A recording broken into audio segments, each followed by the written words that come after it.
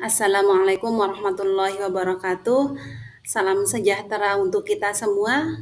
Pada kesempatan kali ini, saya ingin berbagi pandangan mengenai pendidikan dan kekuasaan. Perlu saya tegaskan bahwa apa yang saya sampaikan dalam pembahasan ini merupakan opini pribadi yang didasarkan pada pemahaman saya terkait sudut pandang terhadap materi ini. Opini saya mengenai pendidikan dan kekuasaan telah saya tuangkan dalam bentuk tulisan yang telah diterbitkan di Pos Bali pada 28 November 2024 dan Kompasiana pada 30 November 2024. Kehadiran naskah ini bertujuan untuk memperkuat pesan serta memperluas jangkauan gagasan agar dapat memberikan manfaat yang lebih luas. Pada peta konsep ini, topik pendidikan dan kekuasaan saya bagi menjadi 5 poin utama yang saling berkaitan. Poin pertama membahas bagaimana pendidikan itu sering digunakan untuk melanggengkan kekuasaan. Hal ini dilakukan melalui dua mekanisme utama, yaitu reproduksi ideologi dan kontrol sosial. Poin kedua, melihat hubungan antara pengetahuan dan kekuasaan berdasarkan pemikiran Michel Foucault. Hubungan ini melibatkan produksi pengetahuan dan distribusi pengetahuan. Sedangkan poin ketiga, saya akan membahas bagaimana pendidikan itu tidak hanya menjadi alat kekuasaan, tetapi juga dapat menjadi alat pembebasan. Hal ini terjadi melalui pendidikan pembebasan dan kesadaran kritis. Poin keempat, membahas bagaimana kekuasaan juga tercermin dalam pengelolaan institusi pendidikan, seperti hierarki, disiplin, dan pengawasan. Poin terakhir adalah tentang pentingnya menciptakan pendidikan yang demokratis untuk mencapai keadilan sosial. Pendidikan ini mencakup kebebasan berpikir dan kesetaraan.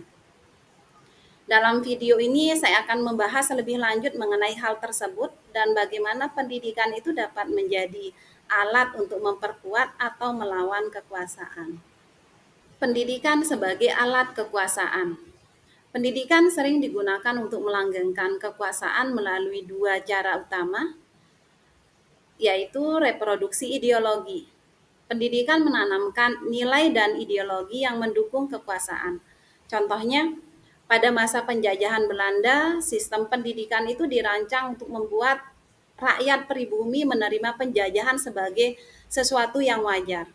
Kurikulum dan materi ajar itu disusun agar masyarakat mengikuti pandangan hidup penguasa. Yang kedua, kontrol sosial. Pendidikan juga berfungsi mengontrol perilaku sosial. Aturan dan nilai yang diajarkan di sekolah bertujuan untuk membentuk masyarakat yang patuh dan taat pada otoritas. Misalnya, pelajaran moral dan disiplin kerap mengajarkan kepatuhan tanpa mendorong siswa untuk berpikir kritis terhadap aturan yang ada.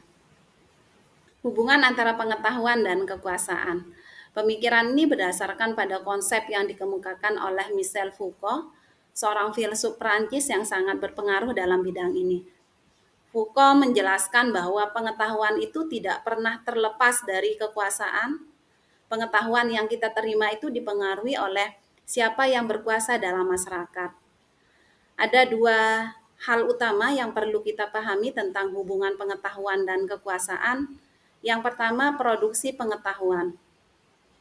Pengetahuan yang diajarkan tidak selalu objektif. Pihak yang berkuasa menentukan apa yang dianggap benar dan penting. Misalnya, dalam sejarah yang diajarkan seringkali hanya dari sudut pandang penguasa yang bisa merubah atau menyembunyikan cerita yang tidak menguntungkan mereka. Yang kedua, distribusi pengetahuan. Akses terhadap pengetahuan tidak merata. Kelompok yang lebih kaya atau berkuasa sering mendapatkan pendidikan berkualitas. Sementara kelompok lain terbatas dalam akses pengetahuan.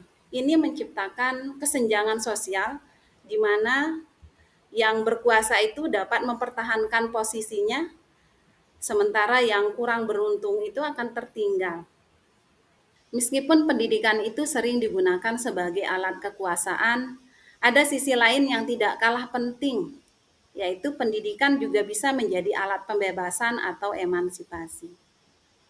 Pendidikan pembebasan. Konsep ini dikemukakan oleh Paul yang menyatakan bahwa pendidikan itu harusnya bukan hanya tentang transfer ilmu, tetapi juga dialog antara guru dan siswa. Dalam pendekatan ini, siswa aktif berperan dalam pembelajaran dan diajak berpikir kritis serta memahami realitas mereka untuk membawa perubahan. Contohnya, guru dapat mengajak siswa mendiskusikan relevansi sejarah dengan situasi saat ini. Yang kedua, kesadaran kritis. Pendidikan pembebasan bertujuan membangun kesadaran kritis, yaitu kemampuan untuk memahami ketidakadilan dalam masyarakat dan mencari solusinya. Siswa didorong untuk melihat masalah sosial secara mendalam dan menjadi agen perubahan, bukan hanya menerima informasi. Misalnya, siswa dapat berdiskusi tentang kesenjangan akses pendidikan di daerah terpencil. Kekuasaan dalam institusi pendidikan. Kekuasaan tidak hanya terlihat dalam kurikulum atau materi ajar, tetapi juga tercermin dalam cara institusi pendidikan dikelola. Dua aspek penting yang menunjukkan hubungan kekuasaan dalam institusi pendidikan adalah hierarki dan pengelolaan disiplin. Hierarki dalam institusi pendidikan. Di sekolah terdapat struktur hierarki yang jelas, seperti hubungan antara guru, siswa, kepala sekolah, dan pengelola. Guru memiliki kekuasaan untuk mengatur pembelajaran dan menilai siswa, sementara kepala sekolah mengelola keseluruhan institusi. Kekuasaan ini berpengaruh pada masa depan siswa, misalnya melalui pemberian nilai. Yang kedua, disiplin dan pengawasan. Kekuasaan juga terlihat dalam pengawasan siswa melalui aturan. Di samping itu juga hukuman dan sistem ujian yang membentuk perilaku siswa. Misalnya ujian nasional, itu tidak hanya melihat kemampuan siswa, tapi juga memberi tekanan dan menetapkan hierarki berdasarkan nilai. Setelah membahas berbagai aspek pendidikan dan kekuasaan, kita lanjutkan dengan konsep pendidikan demokratis. Pendidikan demokratis adalah pendekatan yang bertujuan untuk menciptakan sistem pendidikan yang adil, setara, dan memberdayakan semua individu. Yang pertama, kebebasan berpikir. Pendidikan demokratis mendorong siswa untuk berpikir bebas, kreatif, dan inovatif tanpa rasa takut atau batasan. Siswa didorong untuk menyampaikan pendapat mereka, bahkan jika berbeda dengan guru atau temannya. Yang kedua, partisipasi aktif.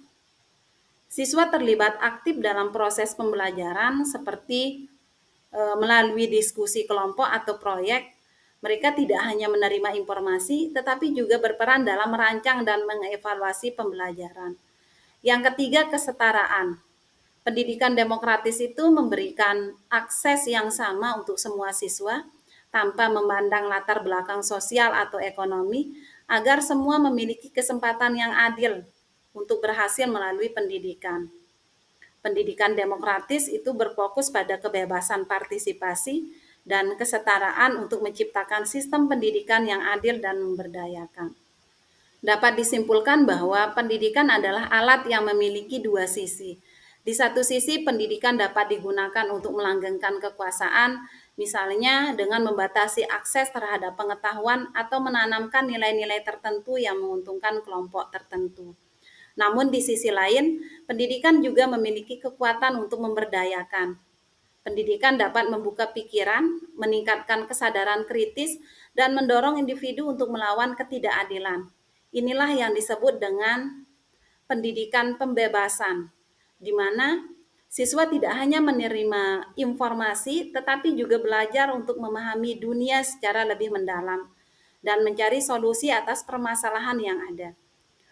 Karena itu, penting untuk kita merancang sistem pendidikan yang demokratis, inklusif, dan mendorong kesadaran kritis.